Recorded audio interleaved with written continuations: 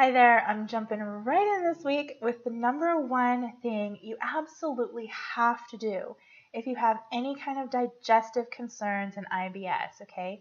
And it is to give up artificial sweeteners. In fact, giving up artificial sweeteners is probably the top thing you can do no matter what your health issue is.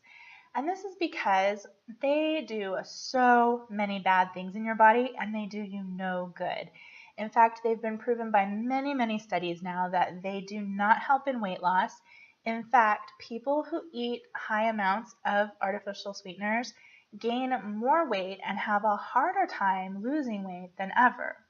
And on top of that, it's ruining your gut health. All of them have been proven to imbalance your gut microbiota, which is where digestion is happening. And when that imbalance happens, it's going to cause havoc in your whole system. This can cause malnutrition, food allergies, in addition to the general things like gas and bloating, constipation, diarrhea. When your gut's out of whack, your whole health is out of whack.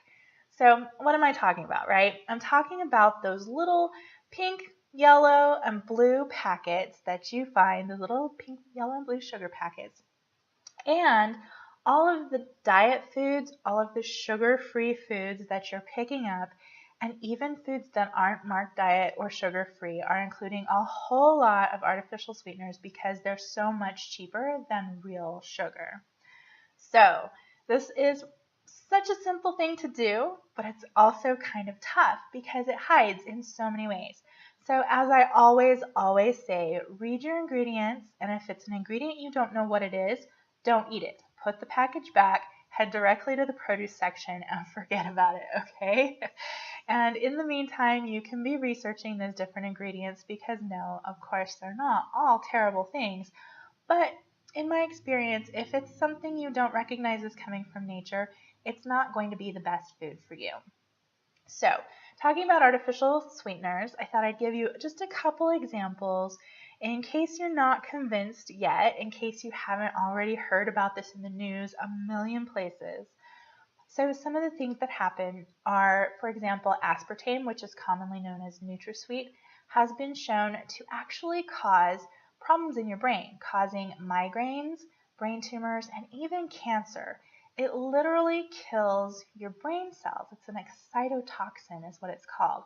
So when it hits your brain, it excites those cells so much, and this is what gives you that little twinge of pleasure, but it excites them so much that they pop. So you're literally killing brain cells when you're drinking something that has aspartame in it. The other kinds are things like sorbitol and maltitol, which are sugar alcohols. And sorbitol actually comes with a warning that if you ingest it in even very small amounts, it will cause digestive upset, specifically diarrhea. And nobody wants that, right? And the amount that is safe is so small, it's much less than is in a serving of the usual foods that you can find it in. Not good, right?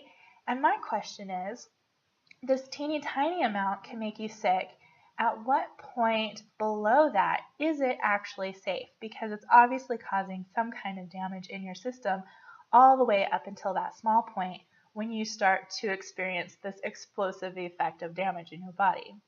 And of course, those pink packets of saccharine, we have been hearing for a lifetime about the dangers of cancer with that.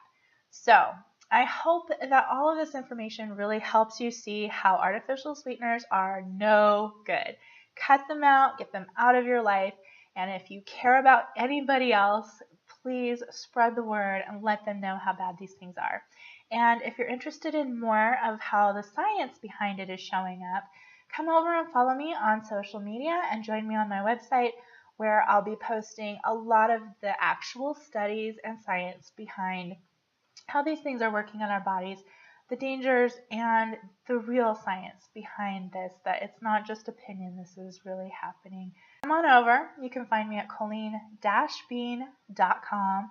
And sign up for my newsletter while you're there, by the way, because that's where I share the most information I have, the best information I have as well. So again, head over to colleen-bean.com and you can find me on social media as well, where I'll be posting lots of links to these studies so you can see for yourself how this really is the number one thing you can do for your health and for the health of the people you love.